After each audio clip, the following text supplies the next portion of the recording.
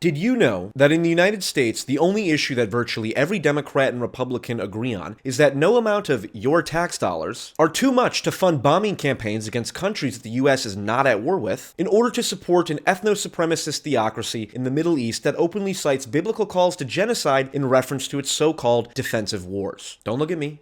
Nobody loves Jews more than I do. But did you know that the entire Black Lives Matter narrative and the subsequent chaos and nonsense that followed it was based almost entirely on a lie? This is what's important. In the body cam footage, which we've never seen, George Floyd was saying, "I can't breathe," when he was standing up straight and just being coaxed to get into the car. What they were trying to do was take him somewhere to get treatment because the drugs were severely addling his mind. And he wouldn't get in the car. And he starts saying, breathing air, standing up, I can't breathe, when nobody is anywhere near his neck or anything else. George Floyd was extremely high on fentanyl and meth to an extent that could have killed him sitting in a chair. But unless that body cam footage is faked, Derek Chauvin didn't kill that man. I never thought I'd be saying that, but it appears to be true. Whoa. Let me be perfectly clear.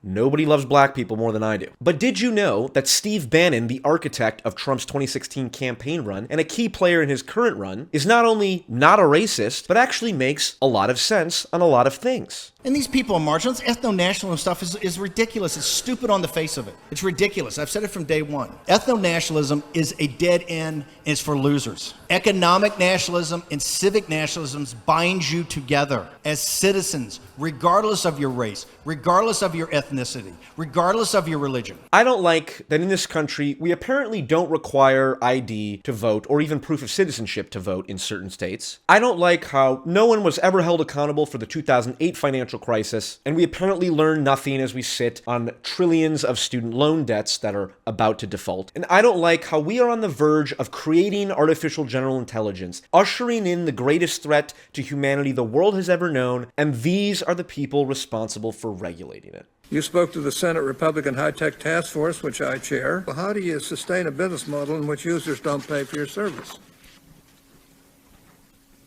Senator, we run ads. I see. So as I look at all of this, I ask myself, what drastic action can I take to prevent the utter destruction of my society? I'll be honest, I don't have enough money to fund an effective domestic terror organization. I have 10,000 subscribers now, which is a sizable group, enough to cause some serious damage. But the truth is, most of them probably could not pass the monkey bar exams, which is basic terrorism 101. So it seems now that my only option for taking a gamble or risk of somehow getting us closer to the change needed in society is to give up my pretenses of centrism and become a far-right reactionary to probably vote for Donald Trump.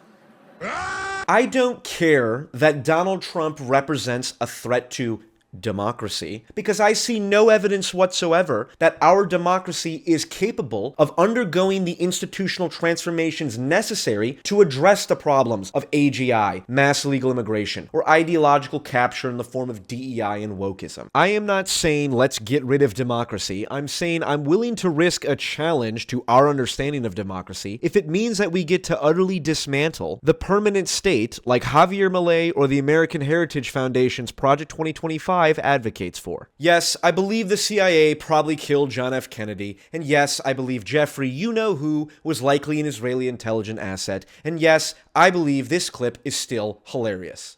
Are you still a believer in Santa? Because at 7 it's marginal, right? I am sick of being told that centrists have no values, so I'm officially coming out as far right, and anyone who has a problem with that can take 2 of these and call me in the morning. Peace.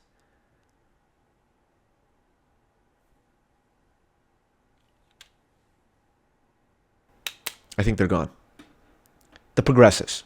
You know, the ones who buy, like, the Dr. Fauci candles. Obviously, I'm not far right. Yeah, I might vote for Trump this year, but if anything, that's just a makeup call for my voting for Biden in 2020. And yeah, all those issues I mentioned are real, and an accelerationist shift is probably necessary to address the problems that we face. But the main reason I'm doing this video is because the actual far right presents a very real threat, and they're probably going to gain a lot of power in the next few years. I'm talking about the Christo-fascists, the religious zealots who believe in overturning gay marriage and making it first-degree murder to take an abortion pill, and who base their foreign policy decisions in regard to Israel based on the verses in the Bible that say, those who bless Israel will bless you, and all this nonsense, which is actually what they do, and it's psychotic. Look, when Trump dies, which is, given his age, probably going to be relatively soon, the right is going to fracture, and there's going to be a massive shift in power. No one on the far left is going to be able to influence that shift because they're a bunch of dummies. But when there's someone whose first video of the year is titled, I'm coming out as a far-right reactionary, and who spends apparently too much of their time talking about transgender children and all that shit, guess who's going to have the credibility to reform the right from within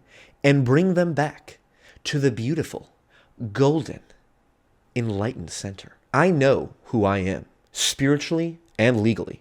I'm a comedian. I'm going to continue to make league-themed politics videos and all the other shit I do, and I'm going to heal the world with comedy, making a literal difference metaphorically. So remember, if you see white men dressed in white cloaks, don't panic. Call me and I'll tell you a joke. Oh shit! Should I be joking at a time like this? And I wanna help to leave this world better than I found it. And I fear that comedy won't help, and the fear is not unfounded. Should I stop trying to be funny? Should I give away my money? No. I know